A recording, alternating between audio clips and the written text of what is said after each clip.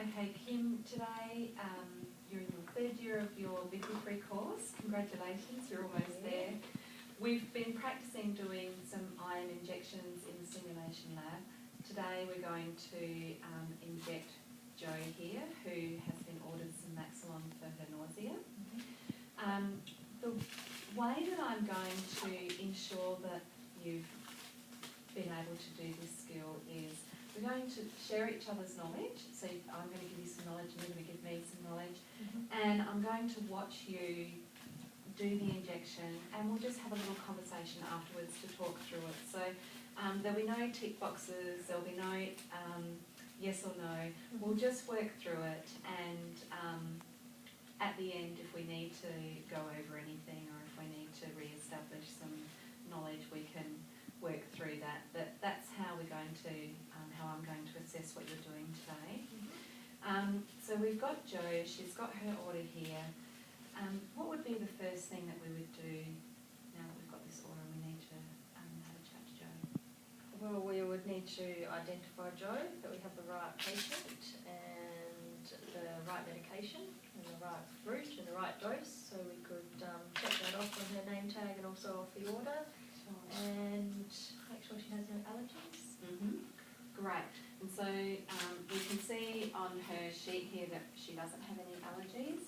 So we would double check that by just asking Jo, do you have any allergies, Jo, to Maxilon? No. Okay, that's good. And she's told us as well that in the past she's had Maxilon that's been fine.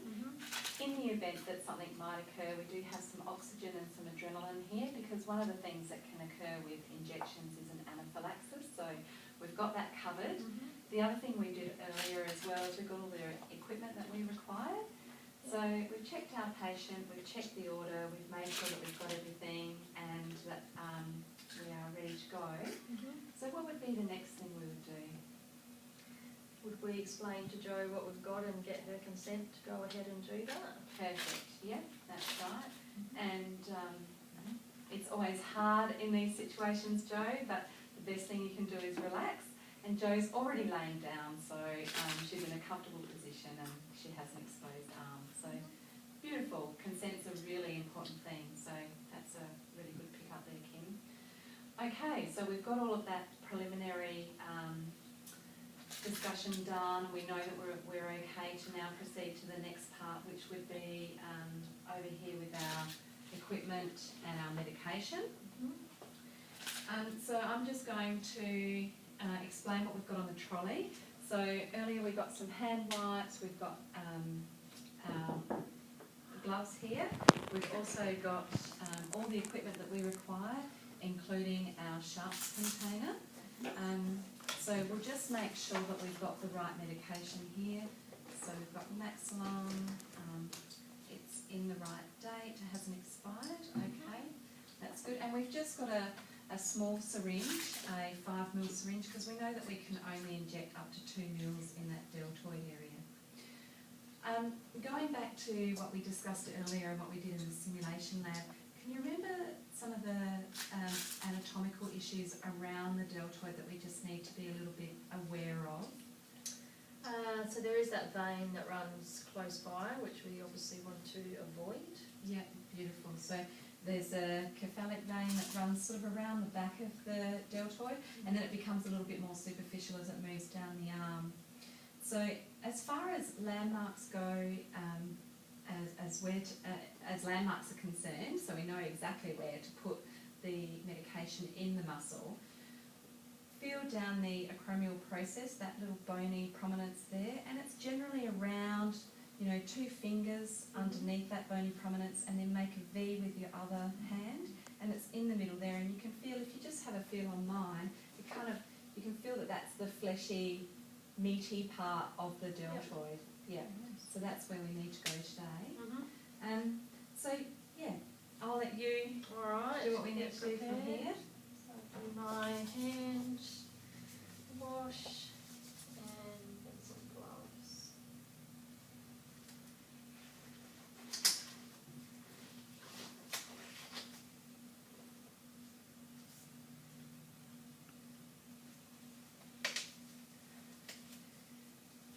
So I've got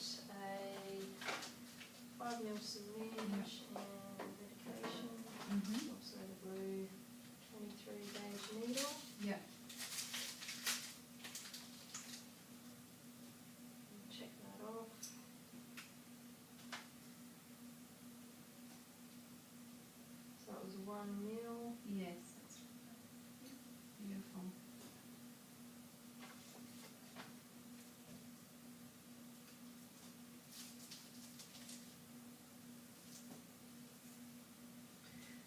I've got that, and I'll just pre-prepare my cotton wool. Yeah, great.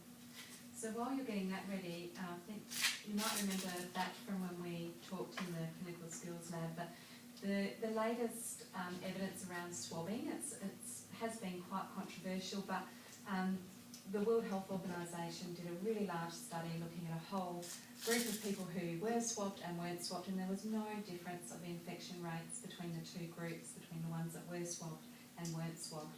So the thinking around that is, unless the site's really dirty, like if they've been in a vehicle accident or something, you need to clean the area, and if you're getting an IV injection or cannulation, you need to swab that area. So this is a nice clean looking deltoid, so we won't need to swab this one. But we will do the Z tracking style of injections. Now you'll find that the protocols in most hospitals, I know in the large tertiary teaching hospital of Flinders, it's part of their protocol to give injections like this. Not all clinicians will inject like this, but this is how we would like all of our graduates to inject.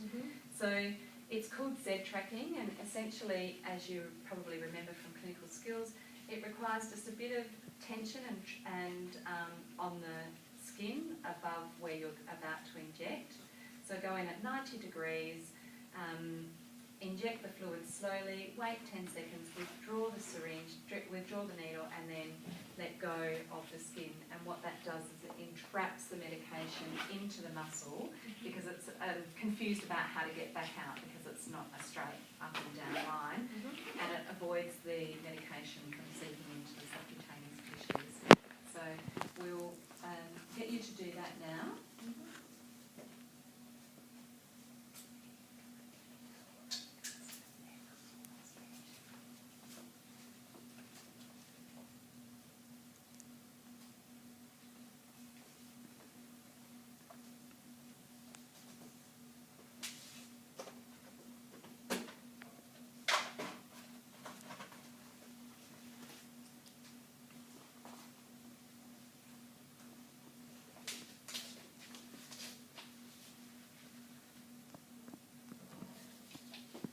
Great, well done. How are you feeling, Joe? Yeah, you feeling good? Great, that was really good. The technique was really good, Kim. Do you have any questions for me about that? No, I think, it's explained well, and no, that was good practice. Good. Well, now we're away from the patient and we're in the nurses' station. I just want to talk to you a little bit about what just occurred in the patient's room. I think you did a really good job. Just go and sit down. We're almost finished. You did a great job. I thought you picked up on the consent, which I hadn't thought about in that interaction, so well done. Informed the patient, ensure that you had the correct patient. You did that really well. Your skill around the drawing up and the injection technique, I thought was really good. You acted very professionally. You ensured that you were safe. Your needle disposal was really, you thought about everything you needed to do to keep yourself safe, your team safe, and also your patient safe. So yeah, I think you did a really good job of that intramuscular injection. So well done.